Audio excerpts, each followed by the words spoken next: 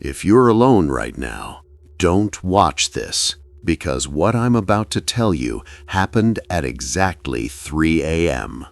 It was exactly 3 a.m. The silence around me was so deep, as if the whole world had stopped. Suddenly, I woke up, because I clearly heard someone calling my name. "Rashid, open the door!" At first, I thought it was just a dream, but then again, "Rashid, I'm standing outside!" My heart started pounding fast, because that was my mother's voice. But there was one problem. My mother died 2 years ago. My body went cold. Slowly, I got up from my bed. All the lights in my room were off. Only a faint moonlight was coming through the window. Then again, that voice, "Open the door, I'm feeling very cold." This time, I couldn't resist. Slowly, I walked toward the door. My hands were shaking, but still, I opened it.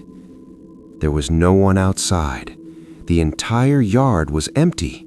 But suddenly, I felt something cold under my feet. I looked down, and I saw a pair of wet footprints, as if someone had just walked inside. But I didn't see anyone. Then, the door behind me slowly closed. Bang! I slowly turned around, and what I saw, I can never forget. Standing in the darkness of my room was my mother. But she had no eyes. Her face was torn apart, and she kept saying only one thing: "Why did you open the door?" Then everything went dark. The next morning, the villagers found me unconscious in my room. The door was locked from the inside, but the entire room was filled with wet footprints. And on the door, it was written, "I will come back." I don't remember how long I stayed unconscious. When I opened my eyes, I was still lying on the floor of my room. My head was spinning. The room was quiet, too quiet. Slowly, I tried to sit up. That's when I noticed something strange. The air felt heavier, colder, like someone was still inside the room with me. I turned my head toward the door.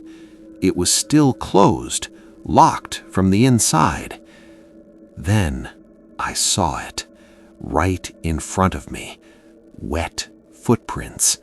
The same footprints, but now they were closer to my bed. My breathing got faster, because I clearly remembered those footprints were not there before. I slowly looked around the room. No one. But then I heard it again, very faint. "Rashid." My blood ran cold. The voice was coming from inside the room, not outside, inside. I gathered all my courage and slowly stood up.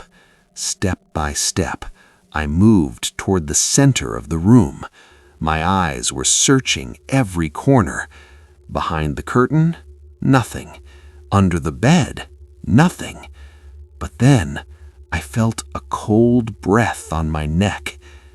I froze completely. Then, very slowly, I turned my head, and I saw it, standing right behind me, a shadow, not fully visible, but clearly human-shaped.